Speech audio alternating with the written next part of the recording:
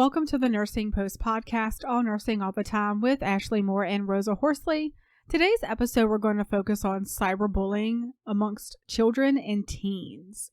Our goal is always to inform and start conversation. So we felt like this was a very important topic because this month is actually Teen Mental Health Awareness Month. And we just felt like this topic would be so appropriate because it's seen everywhere, done everywhere, in the news everywhere. Yep. And it just seems that this generation of teens have more anxiety and emotional turmoil than those of our generation.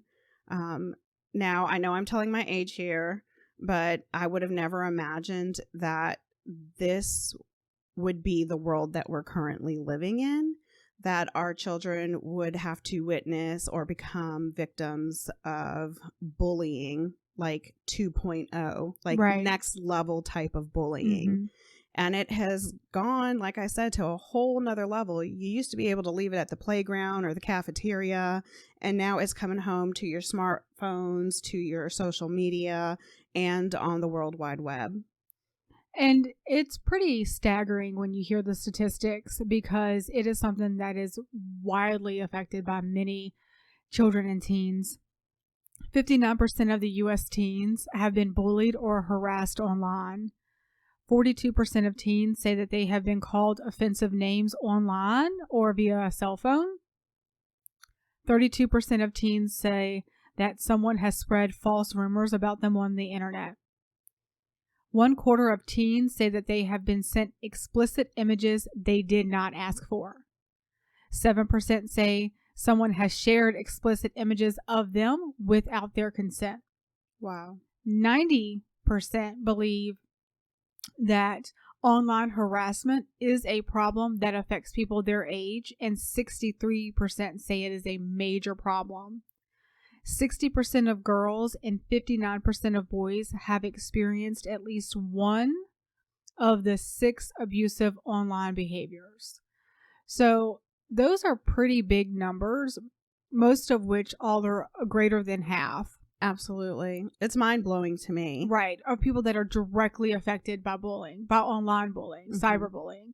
And so I think that this is going to be eye-opening, especially for people like us, Rosa, who have children that are teenagers, preteen teenagers, and this is something directly that they have to deal with every day. Absolutely. And I'm not trying to be funny, but it's not even really teens. I know 8-year-olds that have like new cell phones, like the newest smartphones. That's my child. That is one of the reasons why my youngest doesn't have a cell phone now. And my daughter was the last in her grade to get a cell phone.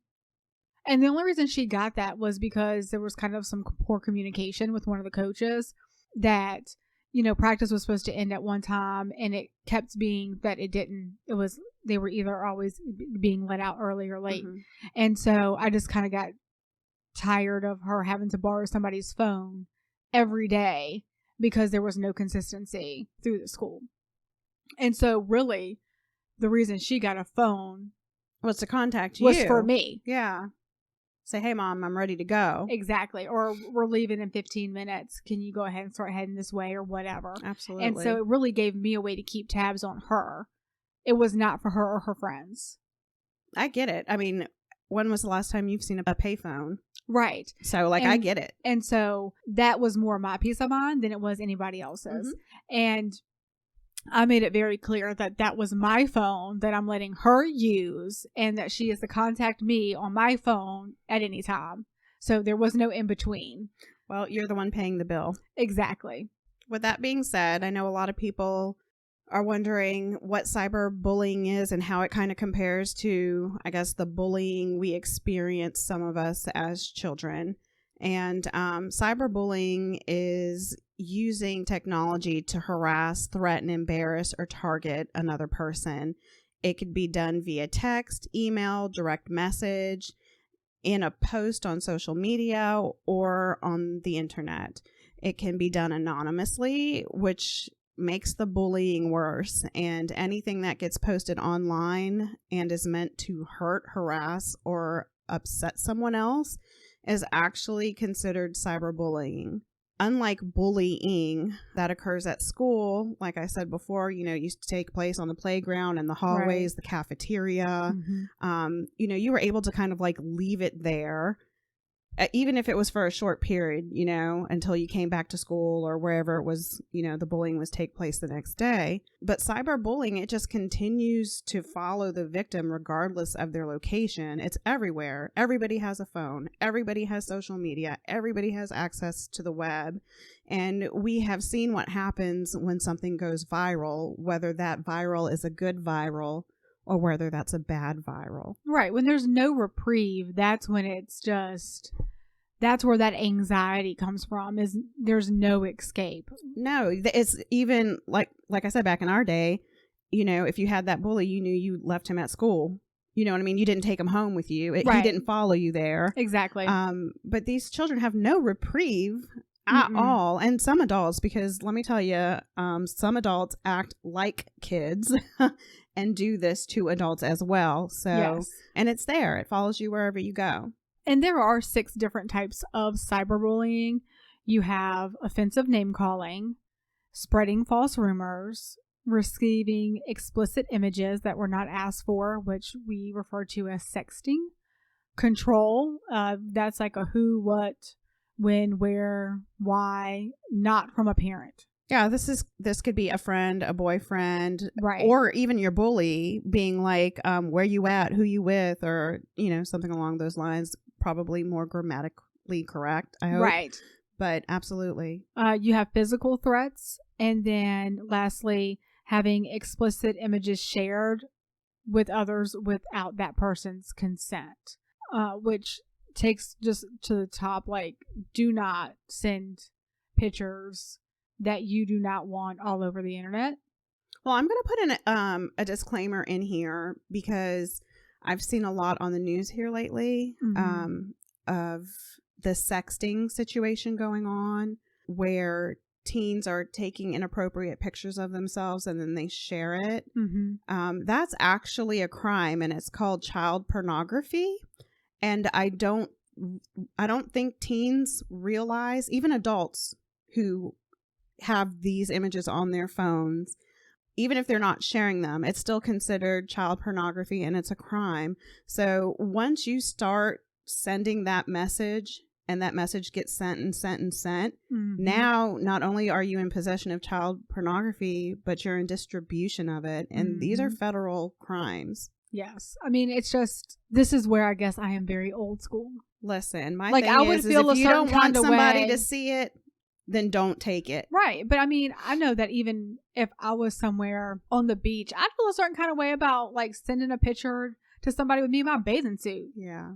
Like, I don't know. I'm not saying you have to dress like a nun. No. What I'm saying to you is you have to realize with the World Wide Web these days that any pictures that you take of yourself or of others is forever in the cyber world. Yes.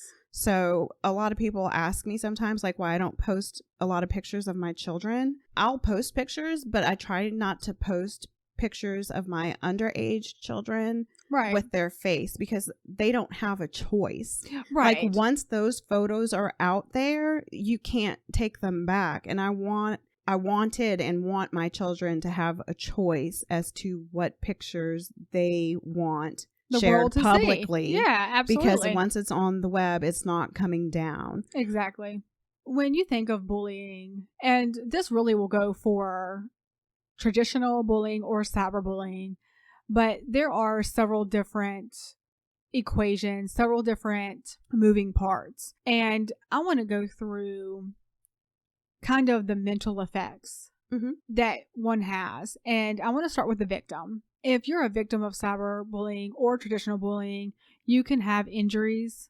There is issues with fear, anxiety, and embarrassment. I mean, if somebody is sharing pictures, inappropriate pictures, I mean, yeah, we can see where embarrassment will kind of tag up with that. Along with the fear and anxiety. Which can turn into physical problems like headaches, GI problems, weight changes, whether that's loss or gain just from an emotional impact.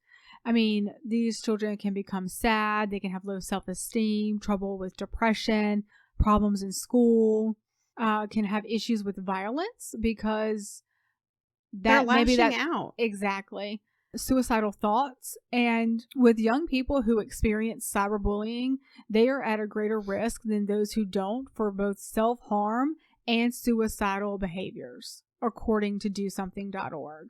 So this is not a victimless crime. Absolutely not. I mean, the reason why we're doing this is to bring attention to the fact. Even if you turn on the news, I know at least one or two news. I watch the news a lot. Too much. Too much, absolutely.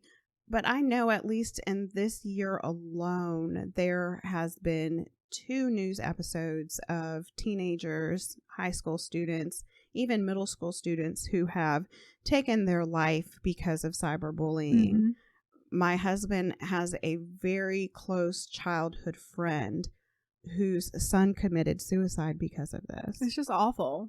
The bully can have issues as well. They can have aggressive and destructive behaviors.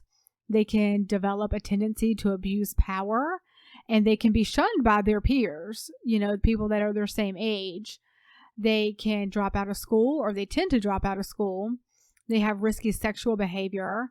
They get into trouble with the law. They're prone to intimate partner violence. And about 25% of school bullies will be convicted of a criminal offense as an adult. You think that the only person that's affected by bullying is the person that is the victim, but that is not the case. The bully themselves are going to have a hard time and are prone to a much worse outcome in their young adult life. And then lastly, the person that I want to talk about that can be affected, that's not the bully or the person being bullied, is actually the bystander. They're a piece of the puzzle. I'll be honest, until I did the research, I really didn't think of this so much as a big part of it, but it really is. So students who witness bullying say that they are extremely uncomfortable, but they really don't know what to do. And they're scared that they're going to be either the target if they speak out, or how it will make them look. Mm-hmm. And that can make them grow up thinking that they don't have any power to stop abusive behaviors. And those things can... they have long-lasting effects. Yeah, and they can present a little bit differently to where they don't want to go to school. They'll miss or skip classes. They can have mental health problems because they just have this fear of being powerless, like they're not good enough. Depression and anxiety. Bystanders that witness a lot of bullying actually are more prone to start smoking and to use drugs and alcohol. I can only suspect that it might be due to a little bit of a guilt factor. Sure. Yeah, I should have done something, but I didn't know what to do. And if you don't know how that's going to affect things, then it's tough. Absolutely. And especially if something, as tragic as a suicide happens, you would be traumatized by that. This is just such a serious topic. It just really is. And that's why we are trying to bring attention to it. And of course, with everything medically related, and in this instance as well, prevention and education are pretty much the best ways to try to put a stop to any of this, to save a life, You want to educate yourself and others, learn what cyberbullying really is. You can't prevent something from happening if you don't know what you're up against. Exactly. Build a relationship that supports open communication. People who are easy to talk to are often approached earlier by victims of bullying. You just want to be approachable. I have an open door policy because, it's so silly that even grown people do this to one another. They really do. And I think if you're a parent, it was funny. I was talking to one of the doctors I work with the other day. My son come up to me just randomly. I was about to start cooking dinner and he's like, "Hey, you want to go for a walk?" I'm like, "Okay, sure." And so we went for a walk. But during that walk, he did not stop talking. He just, everything about his day, things that were bothering him, things that he wanted to do. He was just talking about all kinds of random things. And I think that children tend to have moments where they like to talk to their parents. And for some of those, it's maybe first thing in the morning is when they're getting ready. They'll sit there and they'll talk with their parents or one parent in particular, or if At in this case at dinner time, Mm-hmm. or, you know, we had a few minutes before I was about to start dinner and he just wanted to go for a walk, and that was his time to be able to Express how he felt. exactly. And it was funny, the doctor that I worked with, he said, "It's so funny you say that. My daughter never wants to talk to me, but every now and then I'll say, 'Hey, you want to go for a walk, you know, get some blood moving?'" And he said it's the one time that she always opens up. It's important to, as a parent, to be there for your child. Yes. Even if it's to listen. Mm-hmm. Sometimes, absolutely nothing could happen in your day. And I ask my son every day, well, what'd you do today? How'd you spend your day? And that's the response I get, nothing. What about school? Did you learn anything at school today? Nope. That's the response I get. But I want my children to know that anytime they need to talk to me, or if they just want me to listen, or if they're asking for my opinion, like, I'm always there, period. Mm-hmm. We also want to learn, like, signs and symptoms, because, for example, if someone always has their phone on them and then all of a sudden it's not, Something's up. Mm-hmm. Especially in this day and age. It's like our third arm or a third eye or ear or something. Like, everybody has it attached at their hip. Like, it's like, you don't have your cell phone. Like, that would be a red flag to me. I'd be like, what's Absolutely. going on? Where's your phone? You know, did you break it? Did you lose it? That I would definitely be asking some questions there.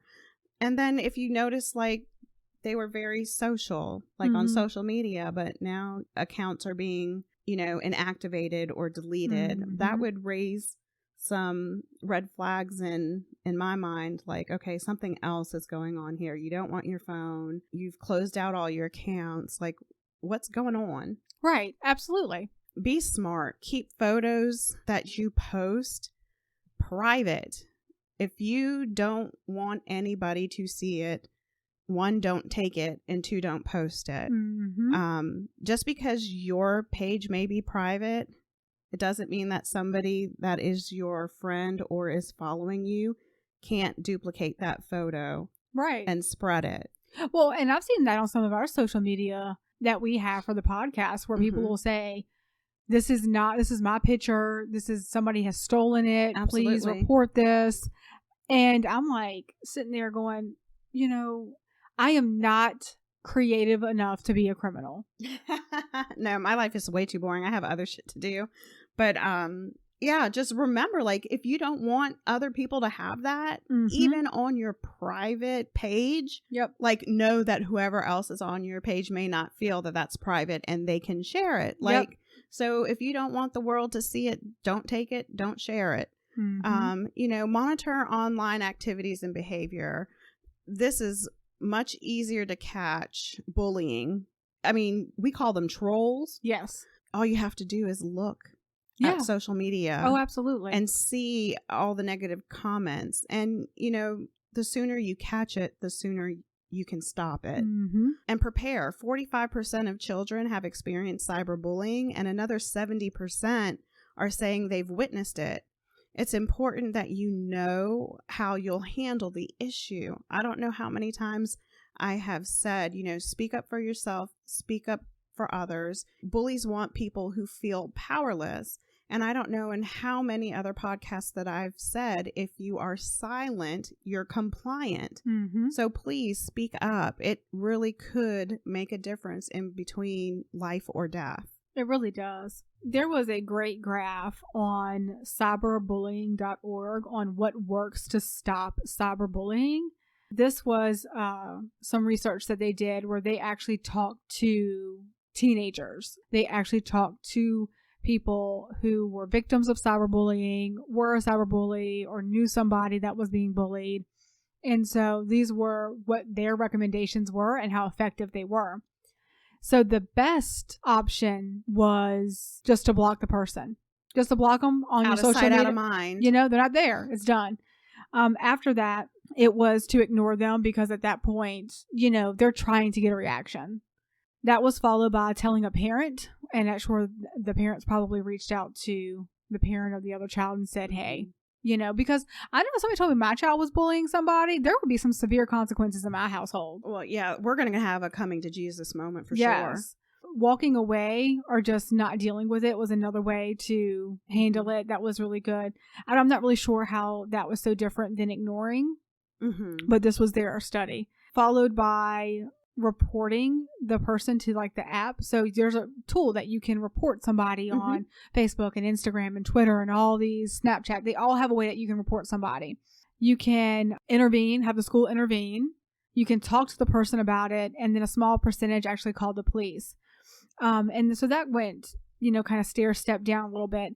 There was a small percentage, 6.8%, who stated that nothing that they did helped. And I'm sure, there's some really nasty people in the world. For sure. Even teenagers. Yes. Those people who are really nasty as an adult were probably that way as a child. Absolutely.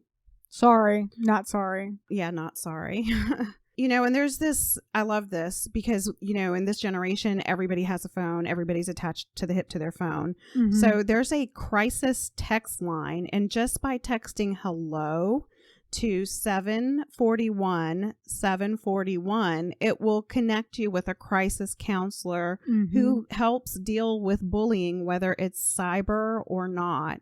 So if you're going to use your phone, let's use it for good. Well, and that's so many of the crisis centers that are out there for everything have a texting option now. Absolutely. So if you don't want to talk to somebody, you just need to Google like a text number or a line support. Most of these companies all have some sort of texting option. Yep.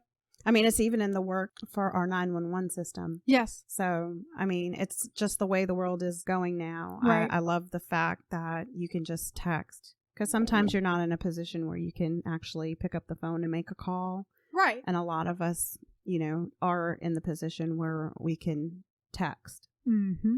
As always, you can find our references on our website, thenursingpostpodcast.com. Please subscribe to our podcast on your favorite platform. Thanks again for listening to The Nursing Post.